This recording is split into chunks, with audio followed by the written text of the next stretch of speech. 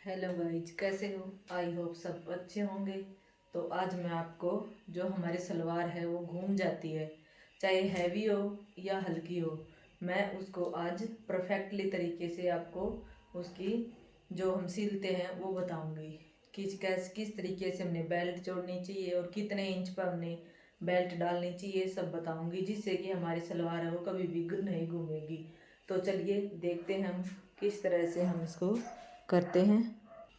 तो जिस तरह से हम सलवार की कटिंग करते हैं उसी तरह से हम कटिंग कर लेंगे और उसके बाद हम इसके कली पार्ट को जोड़ लेंगे और हम इसको बेल्ट को भी रेडी कर लेंगे। ये मैंने बेल्ट रेडी की हुई है। जो हम इसके बेल्ट के बैक वाले हिस्से में जोड़ेंगे, यहाँ पर हम कितना भी चौड़ा निशान लगा सकते हैं। यदि आपने चौड़ी बेल्ट लगानी है तो यहाँ पर जो पिछले हिस्से में दो चुनट डालते हैं, हम एक इस साइड डालते हैं और एक इस साइड डालते हैं, तो यहाँ हम एक छोटा सा कट लगा लेंगे। यदि आपने बड़ी डालनी है तो यहाँ पर लगा सकते हैं, नहीं अदरवाइज यहाँ पर इतनी जो होता है 3 इंच का गैप होता है, ये इंच की बेल्ट होती है वो ठीक होती है, ना ज़्यादा चौड़ी होती है ना ही ज़्यादा छोटी होती है। तो यहाँ पर हम दोनों यहाँ पर कट लगा लेंगे एक छोटा सा। मैंने इस पर कट लगा लिया है। ये कट लगाने से क्या होता है कि जो हम बेल्ट चुनट डालते हैं उस दोनों साइड में इक्वल आएगी। इस तरह से हम बेल्ट डालेंगे, एक इस तरह से डालेंगे और दूसरी साइड से इस तरह से डाल देंगे और फिर यहाँ पर हम कच्चा टाका लगा लेंगे। और जो हमारी ये बेल्ट हम रेडी करते हैं, ये मैंने मोड़ कर तैयार कर ली। इसमें हम बेल्ट हैं जो 23, जिसकी बेल्ट हो 23 इंच तक तैयार होती है, जैसे इसकी लेंथ है 26, लेकिन जिसकी 23 तक तैयार होती है वो 8 इंच तक ही बेल्ट डाले। इससे और जो हम इस कपड़े से जो बेल्ट डालते हैं, चुनट डालते हैं, वो सारी इक्वल होनी चाहिए। यदि छोटी बड़ी हो जाएगी तो सलवार के घूमने का डर रहता है। लेकिन ये जो 26 इंच की बेल्ट है इसमें 9 इंच तक मैं डालूंगी। ये यहाँ से हम इसको मापेंगे और ये 9 इंच का हम माप लेंगे। यहाँ पर मेरा 9 इंच आ रहा है, तो मैं यहाँ पर एक छोटा सा कट लगा दूंगी। और जिसकी 26 इंच से ज़्यादा की बेल्ट रेडी होती है वो 10 इंच तक बेल्ट चुनट डाल ले, और नहीं, और यदि 23 इंच तक तैयार होती है तो 8 इंच तक डाल लें, और 26 तक होती हैं तो 9 इंच तक डाल लें। इससे ज़्यादा में डालेंगे तो हमारी जो सलवार घूमने का डर रहता है। तो हम सबसे पहले अब सिलेंगे कैसे। जो ये बेल्ट का हमारा पीछे वाला हिस्सा है, इस पर जो हमने ये 2 निशान लगाए थे इस कपड़े पर, इसको हम डाल लेंगे। ये इस तरह से डालेंगे हम। जो ये हमारी जो चुन्नट होती है, या तो हम इसका साइड, इनका मुंह इस साइड कर सकते हैं या फिर हम इस साइड भी कर सकते हैं, किसी भी साइड कर सकते हैं, लेकिन दोनों चुन्नटों का मुंह वो एक तरफ होना चाहिए। अंदर की साइड करो या बाहर की साइड करो, लेकिन एक इस साइड नहीं होना चाहिए, मतलब मुंह इसका अंदर की तरफ होना चाहिए। तो इस तरह से हम डाल लेंगे। ये चुन्नट डालने के बाद फिर हम फ्रंट वाले डालेंगे, वो हम देखेंगे किस तरह से डालेंगे। मैंने बैक वाले हिस्से में जो 2 चुनट डालते हैं वो डाल ली हैं। और ये जो मैंने इसे में बेल्ट में 9 इंच तक निशान लगाया था, इस बैक वाले हिस्से में यहाँ तक इसको दोनों साइड से मैंने इसको सिल भी दिया है। अब हम जो ये हमारा आगे वाला हिस्सा है, फ्रंट वाला है, इसमें बेल्ट डालेंगे। जो ये हमारी बेल्ट होती हैं ये छोटी बड़ी नहीं होनी चाहिए। यदि छोटी बड़ी डल जाएंगी तो हमारी सलवार घूम जाएगी। इसमें हम थोड़ा सा यहाँ पर थोड़ा सा आधा इंच का थोड़ा सा गैप देंगे और उसके बाद इस तरह से हम चुन्नट डाल लेंगे। यदि आप अपनी मशीन पर यहाँ पर पैर के पास एक निशान लगा लेंगे तो बहुत ही अच्छा होगा, क्योंकि उससे पता लगता रहेगा कि हम सारा कपड़ा इकट्ठा उठा के और चुन्नट डाल रहे हैं। यदि आप सीख रहे हैं तो हम इस पर जो ये हमारा कपड़ा होता है इस पर हम चौक से निशान भी लगा सकते हैं, या हम इतना इतना 2 इंच का ऐसे निशान पूरी बेल्ट पर, इस पर कपड़े पर निशान लगा सकते हैं 2-2 इंच का। और फिर हम बेल्ट डालेंगे तो बहुत ही अच्छे फिनिशिंग तरीके से हमारी बेल्ट डल जाएंगी।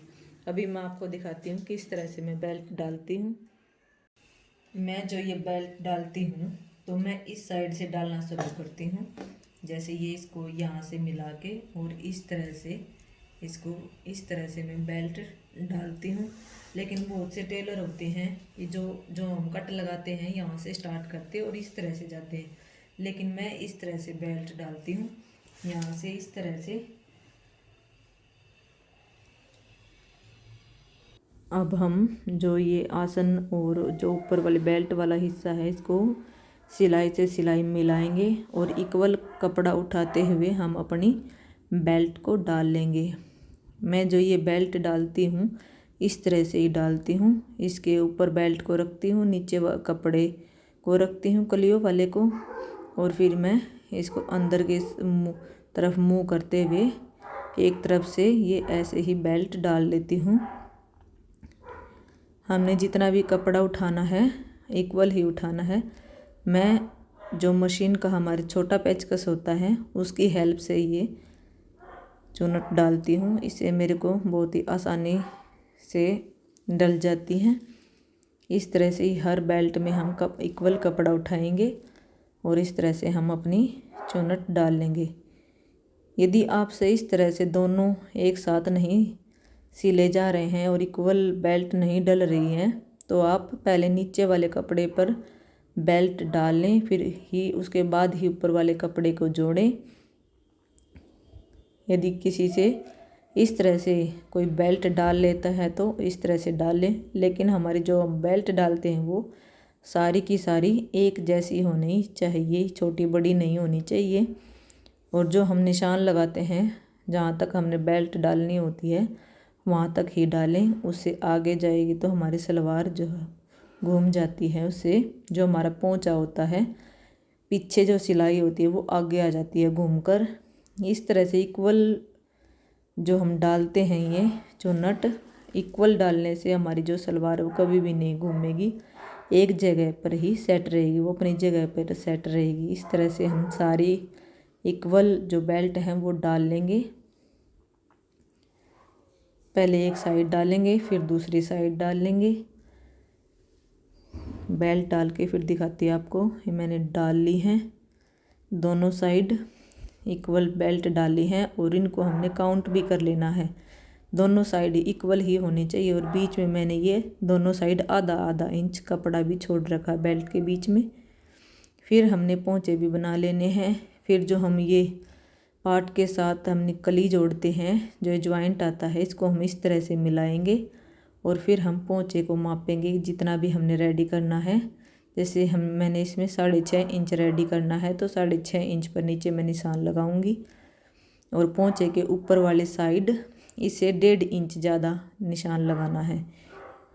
जैसे कि इसमें 6.5 इंच है तो मैं यहाँ पर 8 इंच पर निशान लगाऊंगी और इस तरह से फिर मैं इसको तिरछा मिला दूंगी। यदि आप 6 इंच के बना रहे हैं तो 7.5 इंच ऊपर लगाएं और फिर इसको तिरछा मिलाकर इस तरह से चौक से इसको तिरछा निशान लगा लें और फिर इस पर सिलाई कर दें।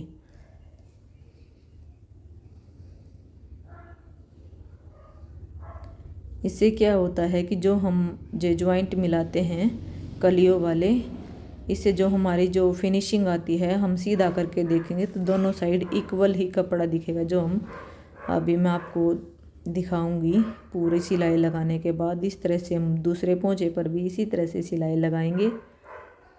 दोनों पोंचों को हम इक्वल ही हमने लगाना है, इससे कि हमारी जो शलवार होती है वो बहुत ही फिनिशिंग के साथ बनकर रेडी होती है। और जो हमारे पोंचे के साइड में जो एक्स्ट्रा कपड़ा है उसको कट कर देंगे। अब हम इसको सीधा करेंगे।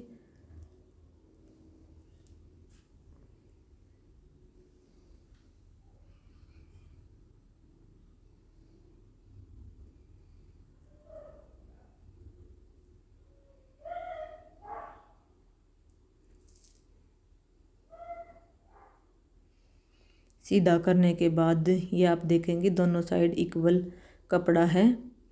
अब हम इसको देखेंगे कि हमारी सलवार है बनकर रेडी हो गई है और ये सलवार है कभी भी नहीं घूमेगी।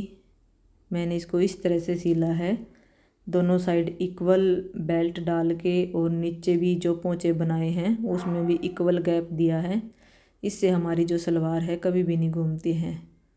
Thank you.